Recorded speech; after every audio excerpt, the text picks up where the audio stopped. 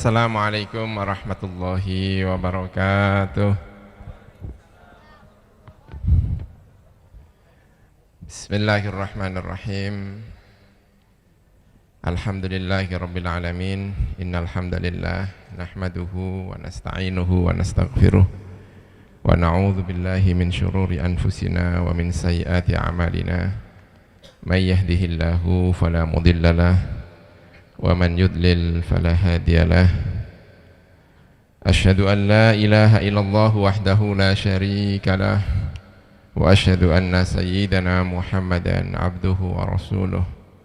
Allahumma salli wa sallim wa barik ala sayyidina wa habibina wa qurrati a'yunina wa mursyidina sayyidina Muhammad wa ala alihi wa ashabihi wa dhurriyyatihi wa atba'i wa man sara ala nahjih ila yaumil qiyamah. Rabbi syrah li sadri wa yassir li amri wa hlul 'uqdatam min lisani yafqahu qawli, amin. Amma ba'du.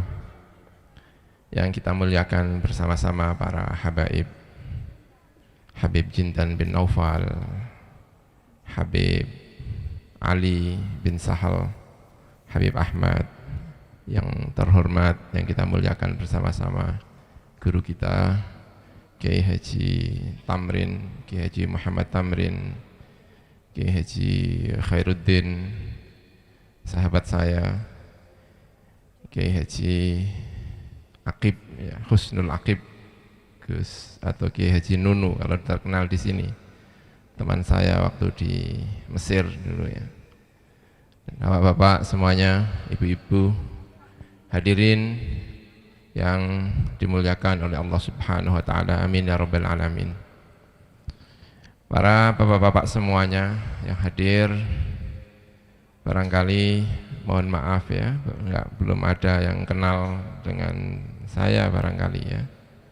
Saya ingin mengenalkan sedikit mengenai tentang saya, tentang diri, agar lebih mengerti, agar kita bisa berbicara dengan lebih enak, ya. Saya ini dari kampung, jauh sekali, dari Rembang, Jawa Tengah, perbatasan dengan Jawa Timur, ya. Barangkali saya hadir di sini mungkin ada kesamaan-kesamaan. Saya waktu di Mesir temannya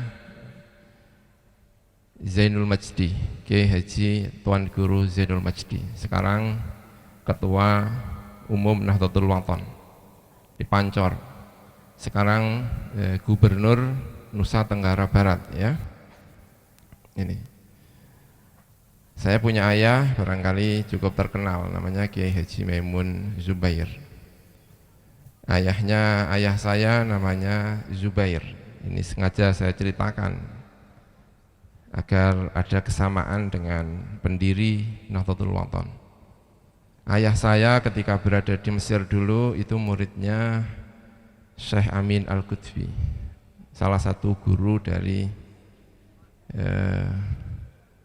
pendiri Nahdlatul Wathon.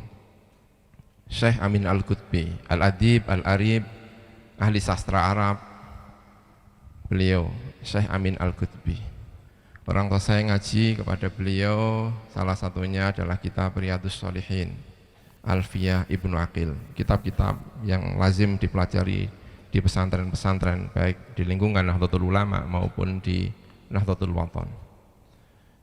Kakek saya namanya Kiai Zubair, Kiai Zubair Dahlan, juga belajar di Saudi. Gurunya adalah Muhammad Al-Mashad, tapi kemudian beliau wafat. Punya putra namanya Hasan Al-Mashad. Jadi kakek saya belajar kepada ayahnya, kemudian belajar kepada putra ayahnya. Syekh Al-Mashad ini, Hasan Al-Mashad, juga salah satu guru dari pendiri Nahdlatul Wathon, yaitu Tuan Guru Zainuddin bin Syekh Abdul Majid. Jadi mungkin kalau kebetulan orang tua saya yang hadir di sini, saya kira bisa menceritakan banyak mengenai pendiri Nahdlatul Wathon ini, ya. Sekolahnya juga di sekolah yang sama, tapi barangkali kalau orang tua saya agak berbeda. Sekolahnya sama-sama di Saulatia. Tapi kalau orang tua saya Kiai Haji Maimun karena banyak berguru kepada Syekh Yasin Al-Fadani, itu dulu juga sekolahnya di Saulatia. Tapi kemudian setelah beliau dewasa, beliau menjadi guru, mendirikan sekolah namanya Darul Ulum. Kakek saya sekolah di Saulatia, tapi ayah saya sekolahnya karena muridnya Syekh Yasin, sekolahnya di Darul Ulum yang didirikan oleh temannya Syekh Zainuddin, yaitu Syekh Muhammad bin Isa Al-Fadani, orang Padang.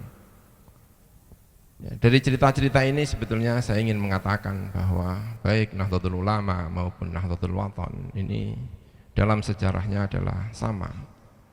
Di samping daerah saya namanya Sarang itu ada Kota Lasem.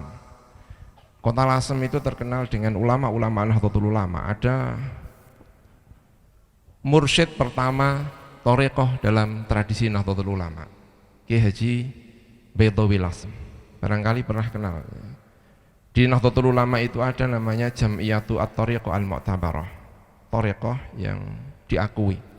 Itu mursyid pertamanya. Kalau sekarang mursyidnya adalah Habib Lutfi, saya kira kenal ya, Habib Lutfi dari Pekalongan. Dulu mursyid pertamanya itu adalah Kiai Haji Baithawi Lasem. Kemudian di Lasem juga ada kiai terkenal, hampir semua aktivis-aktivis Nahdlatul Ulama pernah menjadi muridnya, namanya Kiai Maksum Lasem. Barangkali kenal ya, kenal nggak Kiai Maksum Lasem? Enggak kenal ya, tapi kalau di lingkungan Nahdlatul Ulama, ini salah satu tokoh penting dalam tradisi Nahdlatul Ulama, ada namanya Kiai Maksum Lasem. Sebagian dari murid Kiai Lasem, Kiai Maksum itu punya pesantren yang santrinya mungkin sampai 1000 waktu itu. Jadi punya pesantren yang luar biasa. Itu salah satu tradisi dari Lasem, itu jika ada murid-murid beliau, itu salah satu di antara mereka itu akan dikirim ke Lombok untuk sowan kepada Syekh Zainuddin. Betapa bahwa tradisi-tradisi kita untuk sowan seperti tadi disampaikan oleh Habib Jindan, bahwa mencintai guru, mencintai alim ulama, saling ziarah antara satu guru dengan guru lain, murid sini berarti muridnya sana, murid sana berarti murid sini, ini menjadi tradisi. Dan kita sangat berharap bahwa lingkungan-lingkungan seperti ini akan terus tercipta. Semoga saja selain kita ini diakui oleh guru yang satu, juga diakui oleh guru-guru yang lain seperti harapan dari Habib Jindan itu tadi. Amin ya rabbal alamin. Selain itu saya juga ingin mengatakan bahwa silsilah, tahu silsilah ya, urut-urutan guru kita itu sebetulnya sudah sangat luar biasa. Barangkali beberapa menit semampu saya bicara, saya diantaranya akan menceritakan mengenai guru-guru kita ini. Betapa bahwa kita berada di sini ini tidak lahir dari kosong, tapi lahir dari perjuangan. Bahwa kita memiliki guru-guru yang pada ujungnya melahirkan seperti ini.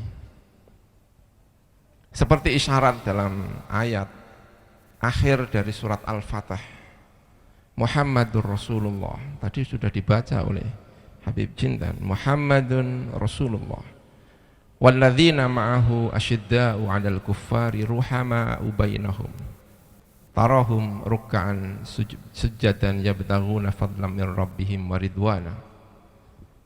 Al-ayah, satu ayat yang menceritakan mengenai tradisi umat Muhammad, bahwa tradisi umat Muhammad ini tidak berhenti pada sahabat, tetapi juga berhenti sampai ulama-ulama Indonesia.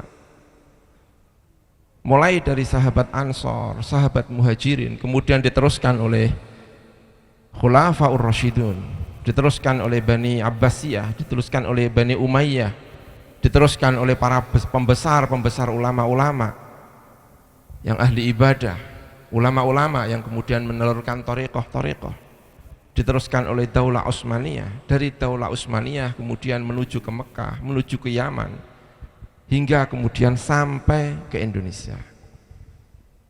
Itu menurut para sebagian orang-orang sufi itu disyaratkan dalam akhir ayat surat Al-Fatih yang saya baca tadi, hingga sampai ke Indonesia. Maka kita sebagai muslim Indonesia juga sebetulnya punya kebanggaan bahwa sebetulnya Islam yang ada di sini itu bukan dari kekosongan, bukan, tetapi benar-benar lahir dari perjuangan ulama-ulama itu tadi. Para bapak-bapak dan ibu-ibu semuanya, ya, generasi-generasi awal, saya ingin menceritakan mungkin nanti sampai tanah Indonesia, agar kita semakin yakin bahwa Islam kita yang seperti ini ada silsilahnya, ada sanadnya. Siapa yang tidak punya guru maka gurunya adalah setan. Berkali-kali tadi disampaikan oleh Habib Jindan bahwa kita memiliki guru, guru, guru dan guru.